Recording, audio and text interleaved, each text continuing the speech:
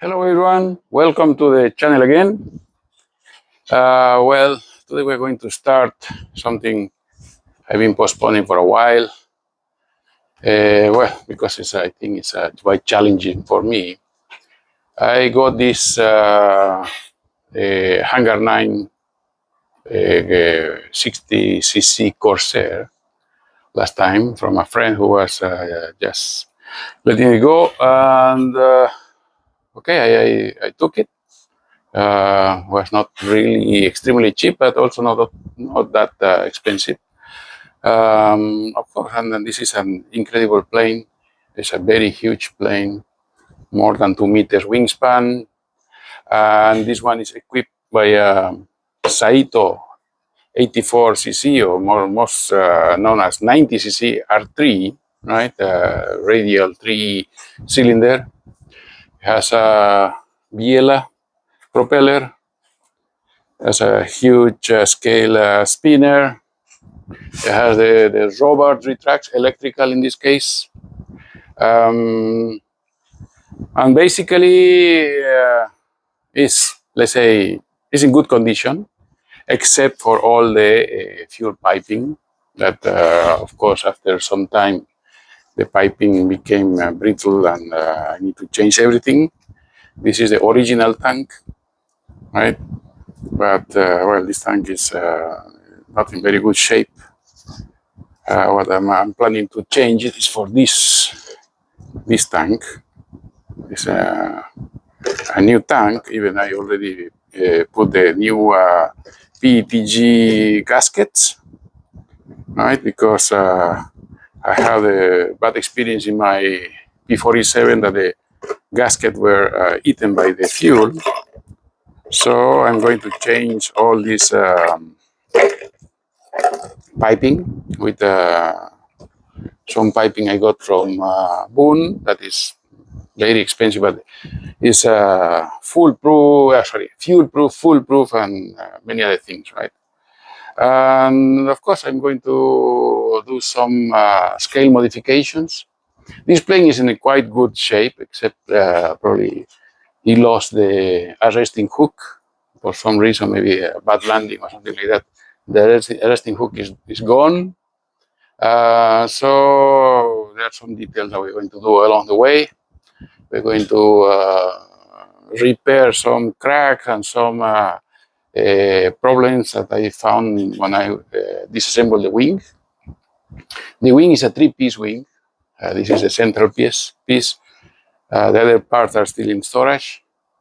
Here we have only the flaps. The flaps are actuated by just one servo, which is quite significant.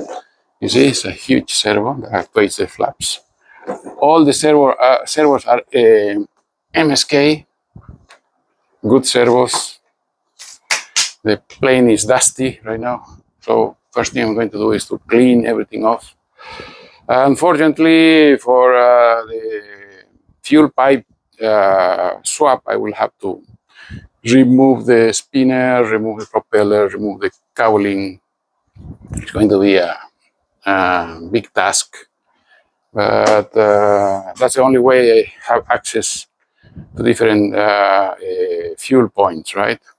And also I'm going to do some repair job in the under part. Here we have some broken parts, some unglued parts, mostly because of not very good handling and storage, right? Because this plane only had, according to the previous owner, only had less than 6 to 7 flights, so not really big issues. Luckily, he didn't have any hard landing. You can see that the retract supports are okay, so no issues. I'm planning to do some scaling on the scales on the intakes, make it nicer. Maybe some grill here or something like that. I have some files for that. Something I would like to do is to change the exhaust to the scale position here and here, but that is going to be a major change. So until I make the plane airworthy and make sure that I can control the plane and the plane is behaving properly. I will just do the basic things to make sure that everything is fine. And then after a while, I will start with all the detailing. This is what I usually do because it happened to me before that I put a lot of effort in detailing and everything, and then the plane I was trying to use was actually flying very badly, or probably I was not the right pilot for that plane. But so I make sure that everything is fine.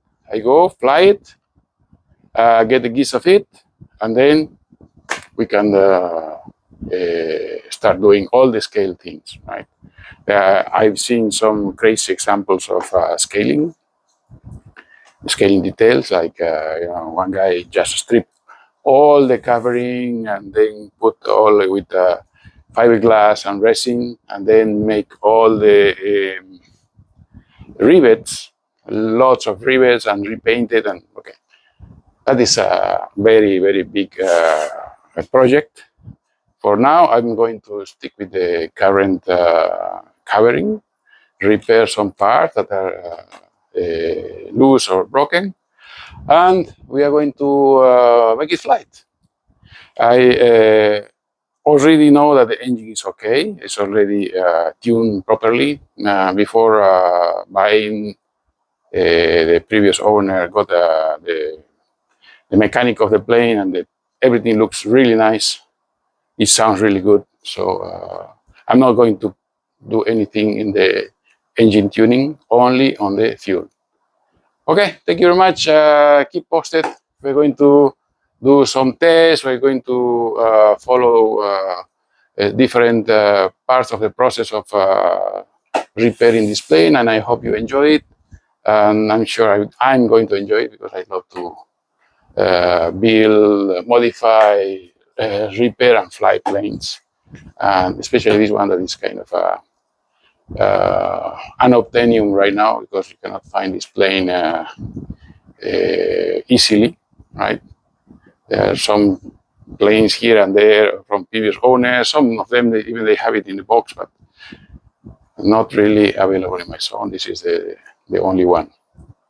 And also I'm going to change the cockpit because the cockpit is very old, has become all yellow. And the previous owner preferred to have the cockpit fixed, right?